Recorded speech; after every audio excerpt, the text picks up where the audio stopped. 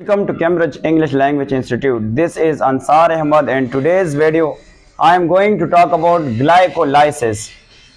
Glyco का क्या मतलब होता है? ग्लाइको का मतलब होता है ग्लूकोज. ग्लूकोज. लाइसिस का मतलब है लाइसिस. लाइसिस कहते हैं स्प्लिटिंग.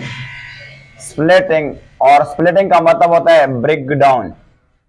ये कौन सा रिएक्शन है? ये वो रिएक्शन है जिसमें ब्रेक डाउन होगा. किसकी ब्रेक डाउन होता है? ग्लूकोज की ब्रेक डाउन होता है. और आप जानते हैं ग्लूकोज जो है ना, ये इनमें से कितने कार्बन है? इनमें से 6 कार्बन है.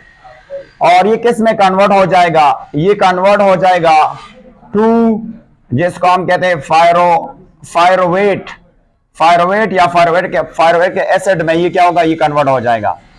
और आप जानते हैं कि ये क्या है? ये C3 यानी 3 कार्बन वाला कंपाउंड है. ये रिएक्शन कहां पे होगा? ये साइटोसोल पे हो जाएगा. साइटोसोल कहते हैं साइटोप्लाज्म में होगा. ग्लाइकोलाइसिस जो है ना, ये एरोबिक में भी होता है. एरोबिक रेस्पिरेशन भी होता है और ये एनएरोबिक रेस्पिरेशन भी होता है. एरोबिक रेस्पिरेशन में होता है. दोनों में ये प्रोसेस, ये कॉमन प्रोसेस है. ये दोनों में होता है. इनमें जो टोटल एटीपी बनेगा, नेट एटीपी, वो है 2 एटीपी इसमें बन जाएगा. और इसके 2 स्टेप्स हैं. इसके टोटल कितने स्टेप्स हैं? 2 स्टेप्स हैं. एक का नाम है प्रिपरेटरी फेज. प्रीपरेटरी फेज कहा जाता है. और दूसरे का नाम है ऑक्सीडेटिव फेज. दूसरे का नाम है ऑक्सीडेटिव फेज. और डिटेल से देखते हैं कि ऑक्सीडेटिव फेज किस तरह होता है. अच्छा, इनमें से टोटल जो एटीपी बनेंगे 4 बनेंगे, बट एक्चुअली इनमें से जो 2 हैं वो यूज्ड होते हैं, तो इसलिए इसमें जो नेट एटीपी बनेगा वो 2 बनेंगे. तो उसको हम डायग्राम से देख लेते हैं. आगाज करते हैं इसका बाकायदा. सबसे पहला हम क्या लेंगे? सबसे पहला हम ग्लूकोज लेंगे. Let's begin. क्या हमने सबसे पहला एक ग्लूकोज लिया. ये हमारे पास क्या है? ग्लूकोज है. इसको हम क्या नाम रखेंगे? इसको हम ग्लूकोज का नाम रखेंगे. ग्लूकोज. ये है ग्लूकोज. अब रिएक्शन को स्टार्ट करने से, रिएक्शन को स्टार्ट करते हैं, हमें सबसे पहले एनर्जी चाहिए. तो इसको एनर्जी कौन प्रोवाइड करेगा? हमें सबसे पहले रिएक्शन नंबर 1 के लिए हमें क्या चाहिए? हमें एनर्जी चाहिए. तो हम एटीपी प्रोवाइड करेंगे. एटीपी. और ऐसे क्या बनेगा? एडीपी बन जाएगा. एडीपी. सो रिएक्शन नंबर 1 में 1 एटीपी जो है वो यूज हो जाता है. तो देख लेते हैं ऐसे क्या बन जाता है. यहां से अगर देखें तो आपके पास 1 2 3 4 5 और 6. और इसके साथ क्या होगा? पी कहां से आएगा? पी एटीपी से यहां पे आएगा और अटैच हो जाएगा. अब इसका नाम क्या होगा? अब इसका नाम चेंज करते हैं. इसका नाम होगा ग्लूकोज. ग्लूकोज. और इसको कहते हैं 6 फॉस्फेट. फॉस्फेट जो है ना, इसका नाम रखेंगे फॉस्फेट.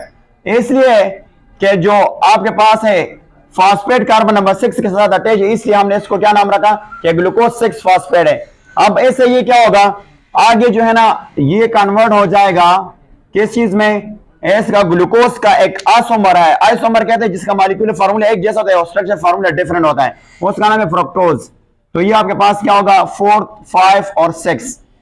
ये आपके पास क्या बन गए? 6 बन गए. अब इसके साथ यहां पे क्या होगा? यहां पे पी जो है वो अटैच हो जाएगा. यहां से इसके नाम सिर्फ चेंज हो जाएगा. नाम क्या है? इसका नाम है फ्रक्टोज. फ्रक्टोज. और इसका नाम है 6 फॉस्फेट. फॉस्फेट जो है ना, ये बन जाता है. अच्छा, इसके बाद हमने और एटीपी चाहिए. ये आपके पास 2 बन गया. ये क्या है? 2 है. अब ये नीचे आ जाएगा. यहां से क्या बन जाएगा?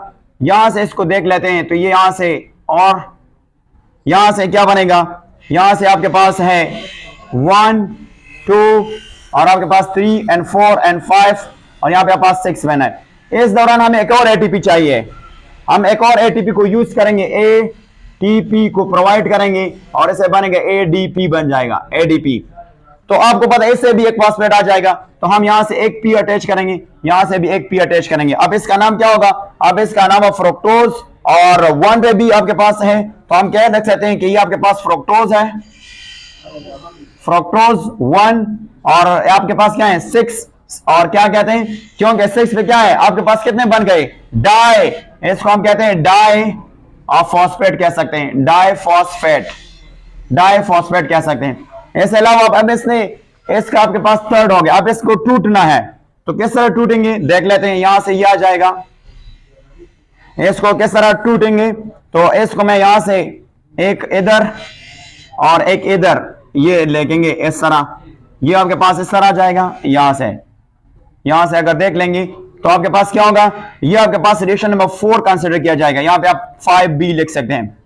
अब ये जब टूट जाएगा तो आपके पास यहां पे भी P आ जाएगा, यहां पे आ जाएगा, यहां पे P आ जाएगा, और इसके साथ क्या आ जाएगा, यहां से आपके पास आएगा फॉस्फेट। इसको अब यहां से देख लेते हैं तो आपके पास क्या है, यहां से अगर देख लेते हैं तो यहां पे आपके पास है 1 2 3 आएगा। इसको हम यहां से डोनेट करेंगे कि आपके पास क्या है, P है, और ये रिएक्शन कहां से स्टार्ट हो जाएगा, यहां से। तो ये टूट गया। जब टूट गया तो इसके डिफरेंट नाम्स है, वो नाम को जरा हम लिख सकते हैं यहां से कि इसको हम कह सकते हैं कि ये आपके पास क्या है, इसको सादा अल्फाज में GP कह सकते हैं या G3P भी कह सकते हैं। अब इसको हम किस तरह डोनेट करते हैं, इसको हम कहते हैं ये ग्लाइसिरल डिहाइड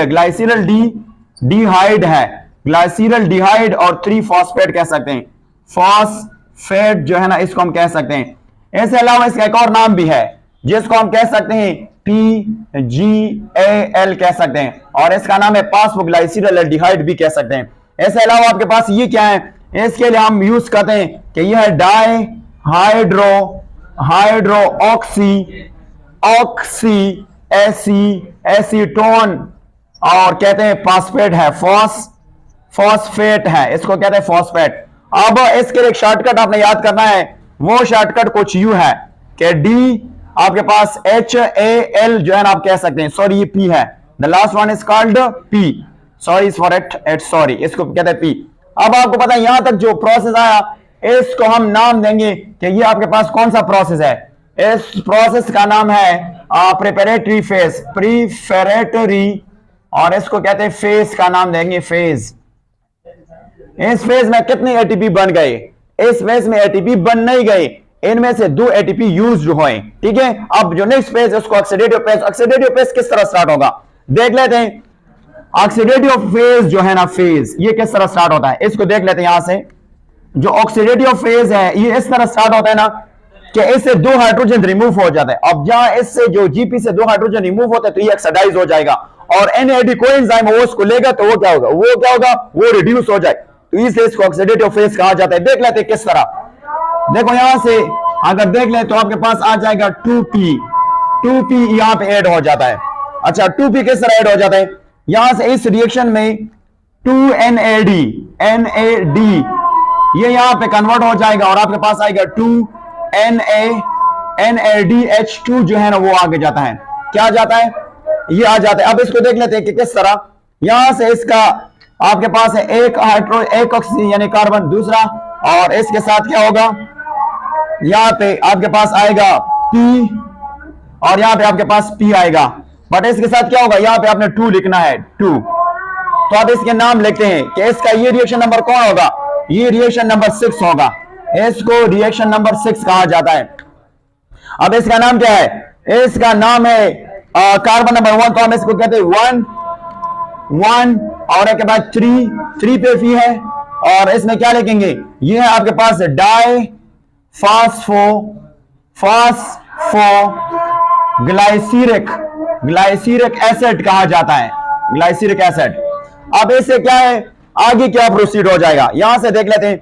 इससे अब ये नीचे जाएगा, यहां से रिएक्शन नंबर 7 में, रिएक्शन नंबर 7 में क्या बन जाएगा, रिएक्शन नंबर 7 में इससे फिर जो है ना यहाँ पे 2 एटीपी का फॉर्मेशन होता है। किस तरह होता है आप देख लेते हैं, यहाँ पे आपके पास 1 2 3 और यहाँ पे आपके पास है P, तो ये जो P है इसके साथ अटैच हो जाएगा, और यहां से ये 2P जो है वो निकल जाएगा, क्योंकि यहाँ पे 2 एटीपी फॉर्मेशन, और ये 2 रिप्रेजेंट करता है इस कार्बन को कि ये 2 फॉस्फेट एसिड बनता है।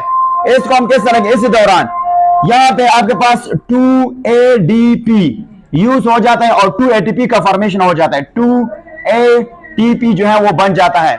और अब इसका नाम क्या होगा, अब इसका नाम हम रखेंगे कि ये आपके पास है 3, ये आपके पास 3 क्या है, 3 फॉस्फोग्लाइसिरिक ग्लाइसिरिक एसिड कह सकते हैं। इसको हम क्या नाम रखेंगे? 3 फॉस्फोग्लाइसिरिक एसिड रहते हैं। अब ये रिएक्शन नंबर 7 है। अब आगे देख लेते हैं, इसको हम रिएक्शन नंबर 8 में भी कन्वर्ट करने जा रहा हूं। रिएक्शन नंबर 8 में ये किस तरह हो जाएगा? आपके पास ये है कार्बन और कार्बन है। ये जो P है ये यहां पे आ जाएगा, यहां पे, और इसके साथ ये 2 रहेगा। तो इसका नाम हम क्या रखेंगे? अब इसका नाम रखेंगे दैट इज कॉल्ड 2, और इसका नाम है फॉस्फोग्लाइसिरिक ग्लाइसिरिक एसिड का नाम रखेंगे, ग्लाइसिरिक एसिड। तो ये आपके पास कौन सा रिएक्शन होगा? ये आपके पास 8 का रिएक्शन हो जाएगा, 8। ये कौन सा रिएक्शन होगा? ये रिएक्शन 8 होगा। अब इसको नीचे लेके जाएंगे, ऐसे अभी क्या होगा? यहां से अगर हम देख लेते हैं तो आपके पास रिएक्शन नंबर 9 में क्या बनेगा? यहां से देख लेते हैं, आपके पास है ऑक्सीजन, यहां पे भी ऑक्सीजन, यहां पे भी ऑक्सीजन है, और यहां पे आप देख लेते हैं, यहां पे आपके पास 2 है, और यहां पे आपके पास P है, P। यहां से क्या होगा? इस रिएक्शन में वाटर रिमूव हो जाता है, यहां से 2 वाटर रिमूव हो जाता है, 2H2O जो है ना वो क्या होता है? वो रिमूव हो जाता है। एंड में अब आपके पास ये जो बन गया, इसका नाम क्या है? इसका नाम रखेंगे PEP, फास्फोइनोल। इसको क्या नाम रखेंगे? फास्फोइनोल का नाम रखेंगे, दैट इज कॉल्ड, हम कहते हैं फास्फो और इनोल का नाम रखेंगे। फॉर्म अगर यहां से लेके आएंगे, यहां से आप देखेंगे आपके पास ये वाला जो लास्ट पेज है, जिसको हम सिंपल अल्फाज में क्या कह सकते हैं? ऊपर से आपके पास P है, ठीक है, और ये ऐसे वाटर निकल गया। इसका नाम क्या है? इसका नाम है PEP कह सकते हैं। अब इससे क्या होगा? इससे अब अगर आप देख लेते हैं तो इससे क्या, इस दौरान 2ADP यूज हो जाए और इसे क्या बन जाएगा? ऐसे बन जाएगा 2ATP बन जाएगा। तो इससे क्या बन जाएगा? अब इससे ये जो लास्ट वन, ये आपके पास 9 था, अब जो 10 वाला रिएक्शन बन जाएगा वो क्या होगा? इससे क्या बनेगा? इससे ओनली 1, 2 और 3 यहां पे आ जाएगा, और यहां पे आपके पास 2 जो है वो आ जाएगा। इसको हम क्या कहते हैं? 2-फायरिक एसिड का नाम दे सकते हैं। इसको हम क्या नाम रखेंगे? इसका नाम है 2-फायरिक एसिड का नाम रखेंगे, दैट इज कॉल्ड जिसको हम कहते हैं फायरोविक एसिड का नाम दे सकते हैं। तो इस रिएक्शन में अगर आप देखें तो इस रिएक्शन में टोटल कितने एटीपी बन गए? 1-2 एटीपी इधर बन गई, और नेक्स्ट 2 एटीपी कहां पे बन गए? ये टोटल आपके पास 4 एटीपी बन गए। बट इनमें से कितने एटीपी यूज हुए? आप देखो 1 और 2 एटीपी यूज हुए और 4 एटीपी बन गए। तो 4 से 2 माइनस करो, आपके पास कितना आता है? 2 आता है।